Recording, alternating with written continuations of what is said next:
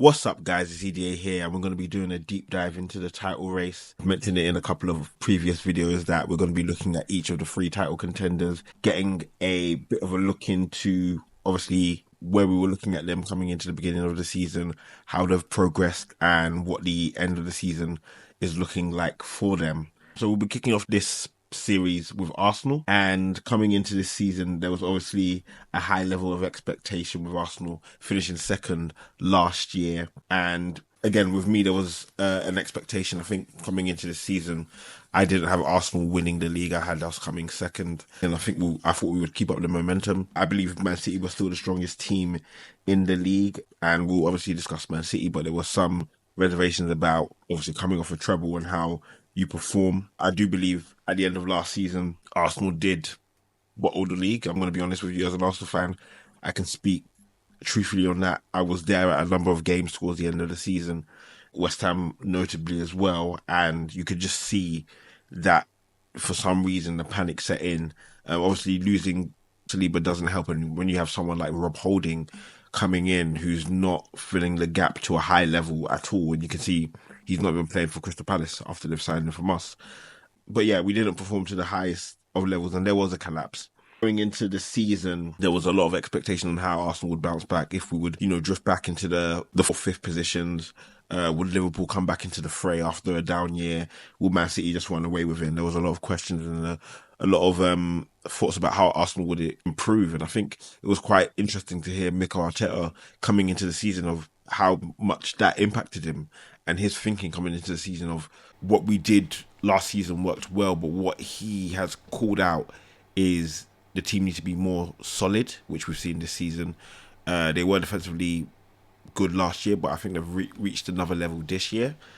And I think not also have they reached that level, but they've kind of ramped up their attacking to get to above or close to the level of last season. I think they're on track to score more goals than last season, which was a record year for Arsenal. So it's been a turnaround going into the season. Obviously, looking at the season, there's probably two halves coming into the year. We had Arsenal winning games, but not flowing attacking wise. The defense has been relatively solid. Only kind of errors we've had are kind of individual mistakes, whether that's been the goalkeepers, whether that's been centre backs and miscommunication, whether it's been Zinchenko. Those seem to be the most kind of areas of concern when you speak about Arsenal. So coming into the season, lost Xhaka, which was a big loss for them. They sold Balogun as well, which generated some money for them. Big signings coming in. Kai Havertz, which was a big one, a lot of discussion amongst the fan base, but Mikel seemed to be 100% behind that. I think that was a 65 million pound signing. Declan Rice for the 100 million, which was amazing, and I think each and every Arsenal fan wanted it. I think there were some questions about adaptability and how that would go, but I think he answered those in the first game, and I had no doubts on my side. I've seen that clear. I know how he is as a player and the potential he had to grow even further. Timber as well coming into the team. Obviously, we haven't seen too much of him due to injury, but a quality player, and he fits in the mold of what an Arsenal player is and should be. David Raya as well coming into the team.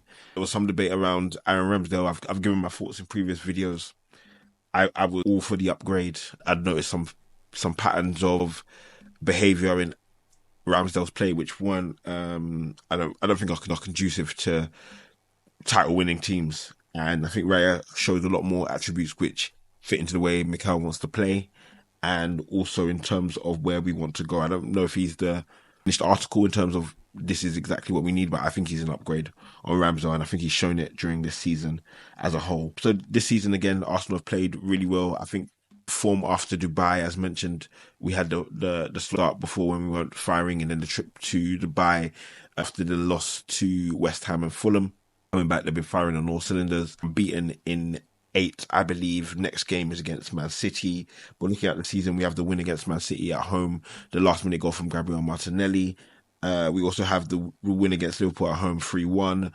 The goal from, again, Martinelli, the Van Dijk and Alisson mess up. And then we had Trossard finishing it off in style. West Ham at home when Arsenal went...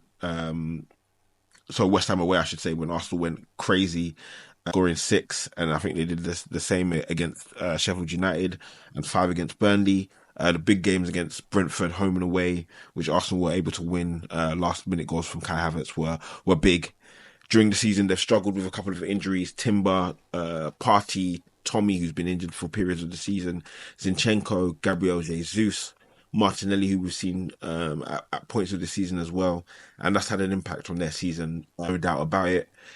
Injuries go across all teams. I think Arsenal will probably be in line with Liverpool or just below Liverpool with the amount of injuries that they've received. But it can impact the squad nonetheless. Also, you have to think about the big losses and big moments where Arsenal haven't performed to their biggest. We've mentioned the results against Fulham and West Ham, which could be really detrimental when you think about how close this title race is. We've got Newcastle and Villa, and those again were games where Arsenal should have probably done a lot better. I think Villa and Newcastle, while Newcastle had its controversy, a lot of it felt like poor finishing. We were in those games. I'll say Newcastle should have been a draw at minimum.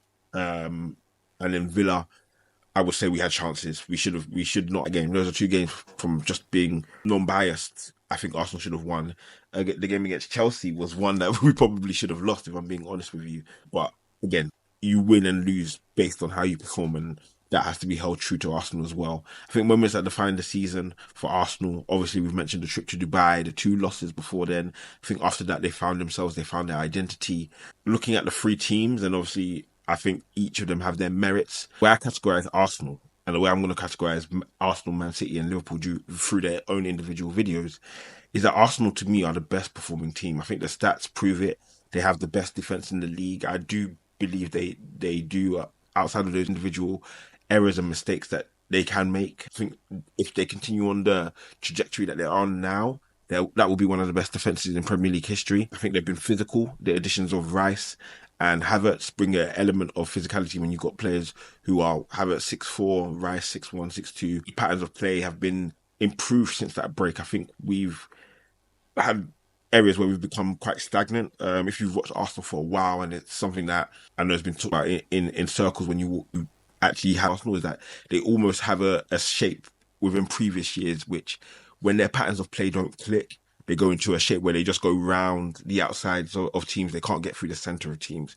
And that's where you need those attacking players of Odegaard. You need the Sakas, you need the Jesuses, you need Kai Havertz, the Martinellis. You need those players to pop up and link up, and Arsenal, almost to a degree, have to be very precise.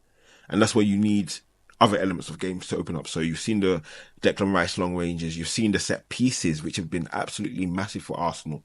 I mean, that they're going to need to keep up as they attack the running. And now when we're talking about the running, every team has it hard. We're talking about 10 games to go in the season. Whoever wins it is going to need to go through a gauntlet. But I believe one of these teams has it harder than the other at this moment, just based on quality of fixtures, and I believe Arsenal is that team. Toughest of the 3, in my opinion, my personal opinion. The Champions League against Bayern Munich, a high-level team. Man City still have theirs against Real Madrid, and the FA Cup as well, which needs to be taken into consideration, but we'll go into that in more detail. For Arsenal, Man United away, big game. Man City away, next game, big game, massive game. Before we get into any of the other games, if Arsenal lose there, it sheds doubt on what they're doing at this moment. Confidence and momentum is key for Arsenal more than any of the other teams in the title race, because they haven't done it before. Chelsea at home, going to be a big game. Chelsea seem to turn up against the best in the league. We've seen the draws against Man City. Villa at home, big games. Key things for Arsenal, if I'm going to call out 3 big ones, they need to keep their players fit. I've seen a couple of reports about the status of Gabriel, Saka. It may be smoke and mirrors, international break. Every team may be doing it, but they need their players fit. They need the players in attack to hit the back of the net. That goes for every single person. Gabriel Jesus, you need to step up. It's the numbers that you've got this season aren't good enough. Injuries or no injuries, they're not good enough. Kai Havertz, you need to make sure that you're hitting at least another 4 or 5 goals in these games, minimum.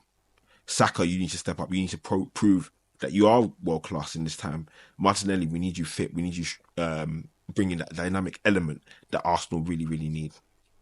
Key players of Martinelli, Saka, we know this.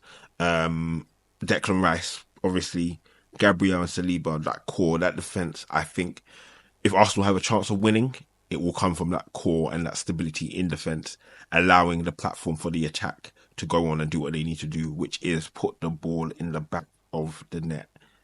If the attack puts the ball in the back of the net with the chances that they create, and the defense do what they do without committing individual errors, Arsenal have a big chance of winning the league. But it's a big if, and they need to show up game in, game out, and it's going to call upon things that we haven't seen in the squad before. But that's what you need to do if you're touching new ground.